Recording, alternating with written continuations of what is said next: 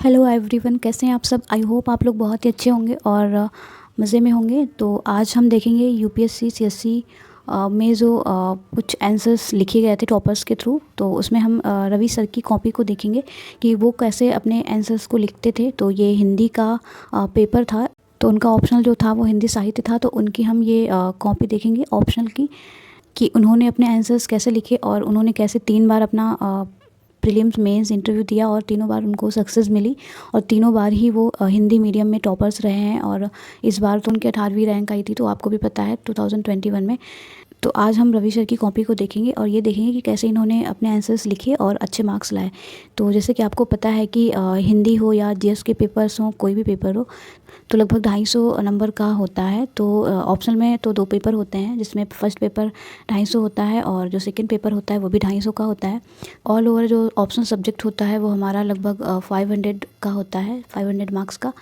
तो इसमें इन्होंने अच्छा करा है, तो आप इसको देख सकते हैं इनकी कॉपी। और इन्होंने जो ये टेस्ट दिया था वो दिल्ली में, मतलब दृष्टि में दिया था। तो ये 30/12 मतलब 30 दिसंबर को दिया था 2021 में। तो आप जो इनको मार्क्स मिले हैं 150 प्लस में आए हैं, तो ये बहुत अच्छे मार्क्स कहे जाते हैं। तो और देखते हैं कि कैसे इन्होंने अपने आंसर्स लिखे थे। तो हम एक एग्जाम्पल में दिखा देते हैं।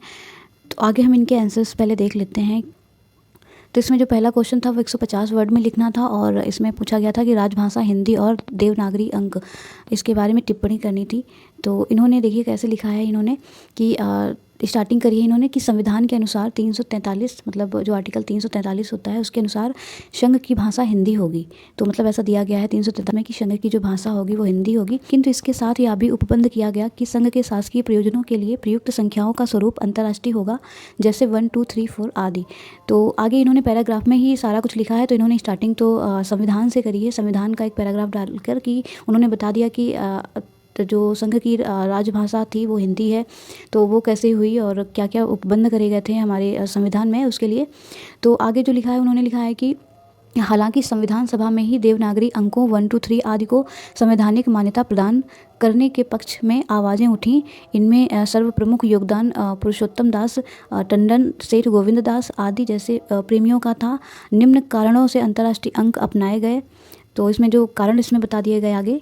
तो पहला जो इसमें दिया गया है कि ये अंक संपूर्ण भारत में प्रचलित हो गए थे। और दूसरा जो है वो है विज्ञान व तकनीकी विकास के स्तर पर, गणित भौतिक विज्ञान आदि के स्तर पर अंतर्राष्ट्रीय सहयोग हेतु। और जो तीसरा है वो है विभिन्न क्षेत्रों द्वारा अंतर्राष्ट्रीय अंकों के समर्थन में मत देना।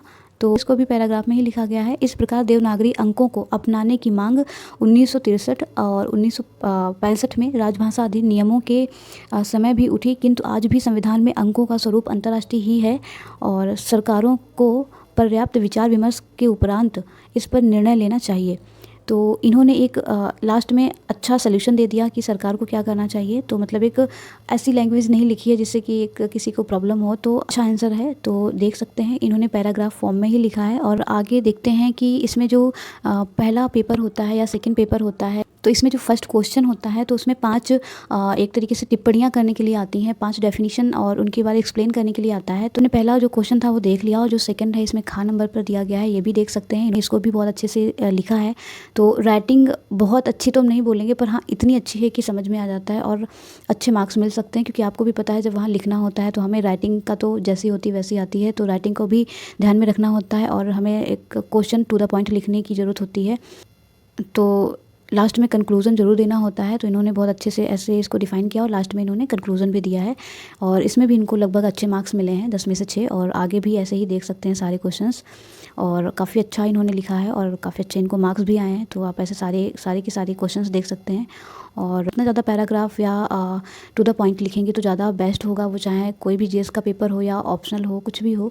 पर थोड़ा सा ऐसे में थोड़ा सा डिफरेंस हो जाता है, क्योंकि वहाँ पे हमें एक पैराग्राफ फॉर्म में लिखना होता है। क्योंकि ऐसे में टू द पॉइंट सारी चीज़ें नहीं होती हैं, पॉइंट टू पॉइंट हम नहीं लिख सकते हैं, तो उसको हम अच्छा नहीं मानते हैं। क्योंकि उसमें एक डिस्क्राइब करना होता है सारी चीज़ों को, तो हमें वहाँ पर पैराग्राफ फॉर्म में ही लिखना होता है। पर इसमें आपके पास ऑप्शंस होते हैं, पैराग्राफ फॉर्म में लिखो या फिर आप टू द पॉइंट लिखो, सारी चीज़ें चलती हैं। तो अगर आप ज़्यादा चीज़ें कवर करना चाहते हो तो आप टू द पॉइंट लिखोगे तो ज़्यादा आपके लिए बेटर होगा।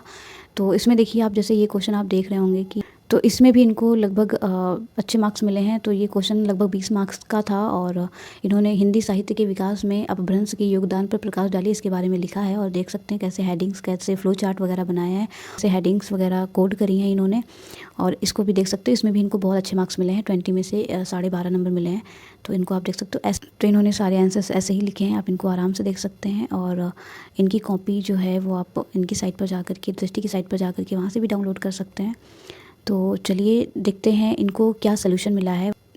इनको जो फीडबैक, जो टिप्स मिली हैं वो क्या मिली हैं, इनको हम देख लेते हैं कि उत्तर काफ़ी अच्छे हैं, पाठ्यक्रम पर पकड़ सशक्त है, विश्लेषण क्षमता शानदार है, भूमिका और निष्कर्ष प्रभावशाली है, भाषा प्रवाहपूर्ण है, उत्तरों का प्रस्तुतिकरण आकर्षक है। मतलब एक तरीके से ओवरऑल बहुत अच्छा है इनका सब कुछ। मतलब एक तरीके से उत्तर भी अच्छे हैं और इनका जो इन्होंने पढ़ा है पाठ्यक्रम पर पकड़ भी अच्छी है और विश्लेषण करने की जो कैपेसिटी है वो भी अच्छी है, शानदार है। और भूमिका, जो हमने बोला था कि आपको एक भूमिका और निष्कर्ष बहुत अच्छा लिखना होता है एक तरीके से, तो इनकी भूमिका और निष्कर्ष काफ़ी अच्छा है, प्रभावशाली है। और भाषा भी प्रभावपूर्ण है, क्योंकि आप जब किसी भी आंसर्स को लिखते हो तो एकदम ऐसा नहीं लगना चाहिए कि आपका पैराग्राफ पहला वाला अलग है और सेकंड वाला अलग है। तो पता चलना चाहिए कि पहले से ही वो अटैच्ड है और उसके अकॉर्डिंग लिखेंगे। तो इन्होंने वैसे ही लिखा है, तो ये भाषा प्रभावपूर्ण बताया गया है और उत्तरों का प्रस्तुतिकरण आकर्षक है। तो इन्होंने ओवरऑल अच्छा लिखा है और इनके अच्छे मार्क्स भी आए हैं। तो ऐसे ही हम आगे वीडियोस और भी लाते रहेंगे, आपको भी पता चलता रहेगा कि कैसे किसने क्या करा और मार्क्स कैसे आते हैं और अच्छे आंसर्स कैसे लिखे जाते हैं और हम कैसे करते हैं। सारी चीज़ें आपको और भी पता चलने वाली हैं आगे। तो बने रहिए हमारे साथ और चलिए मिलते हैं अगले वीडियो में। तब तक के लिए थैंक यू, बाय बाय।